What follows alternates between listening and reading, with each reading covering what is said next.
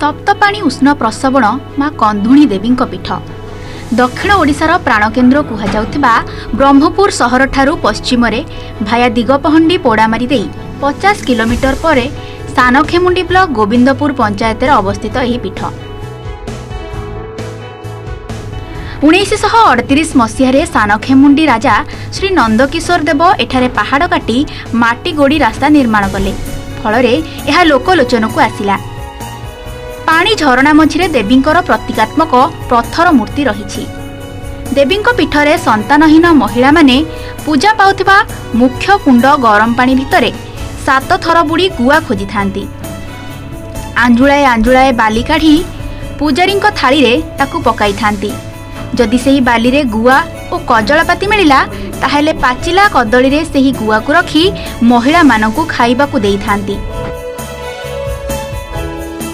महिला मानकर संतान जन्म हैला परे माँ निकटकू तांको संतान को आनी मुंडन कराई थांती। माँ कंधुणी देवी दर्शन परे निकटरे थिबा स्वप्नेश्वर महादेवंक दर्शन कले मनस्कामना पूर्ण होइथाय बोली विश्वास रहिछि। एठाकार सबुठारु आकर्षण उष्ण प्रसवण होइथबा बेले एथिरे गाधोइले चर्म रोग भल होई जाय बोली विश्वास रहिछि। आसथिलु तप्तपाणी बहुत सुंदर लागला। आउ टिके माने जगह टिके बड़ थिले आउ टिके भल लागि थांता लोक मानकु बुलिया पय आउ टिके किछि माने आसु भल लागला जाय किंतु रोड पर किछि सफा किछि नाही आउ बाथरूम रो कि टॉयलेट सुविधा एडी किछि नाही।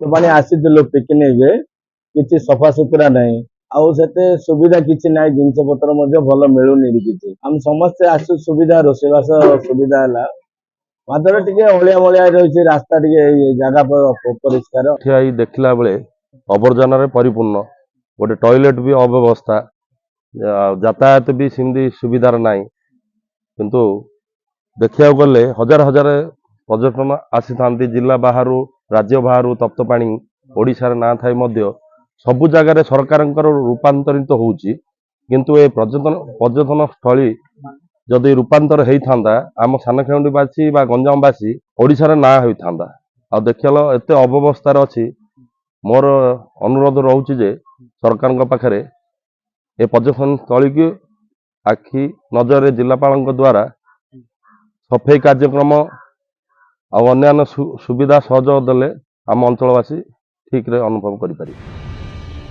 तप्तपाणी गंजामर एक प्रमुख पर्यटन स्थलीर मान्यता पाई सारिछि हेले एठारे जे भित्तिभूमिर आवश्यक ताहा नाही। शौचालय खंडिए निर्माण होई पारुनी एठारे। पूर्वरु घर गुड़िक भग्न अवस्था रही ताहा भी मरामती होई पारुनी। तप्तपाणी रूपांतरीकरण पई आसीछि 3.5 कोटी टंका जहार काम ठीक रे एपर्यंत होई पारुनी। अधपंतरिया निम्न मानर कार्य चलिछि। चारिआडे कुड़ कुड़ अलिया आवर्जन परिपूर्ण एही अंचल। पर्यटक आसी मुह फेराइबा सहित घृणा करुथिबा कहिसंती मंदिरर मुख्य पूजक। अन्यपटे सरपंच प्रतिनिधि दाबी करिसंती जे जिलापाल स्थानीय प्रशासन तप्तपाणी उष्ण प्रसवण रे थिबा समस्यार समाधान पई बाकी थिबा कार्य तुरंत सारंतु।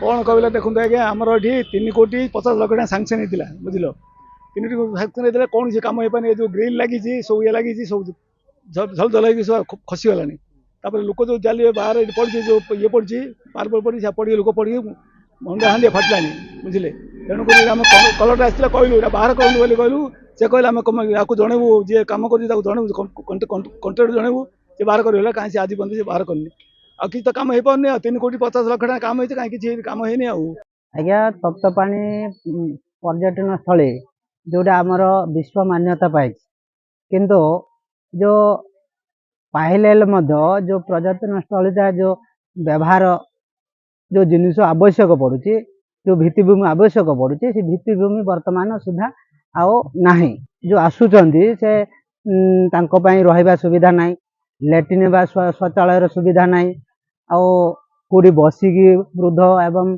आओ स्कूल पिला अन्यान्य अतिथि एवं अन्यान्य राज्य आसुथिबा लोक मानक पई जो किछि बसिबा रहिबा सुविधा नाही त्या फल रे आओ आपण माने जानिथिबे बारंबार भी दुर्घटनाग्रस्त होची बारंबार आमर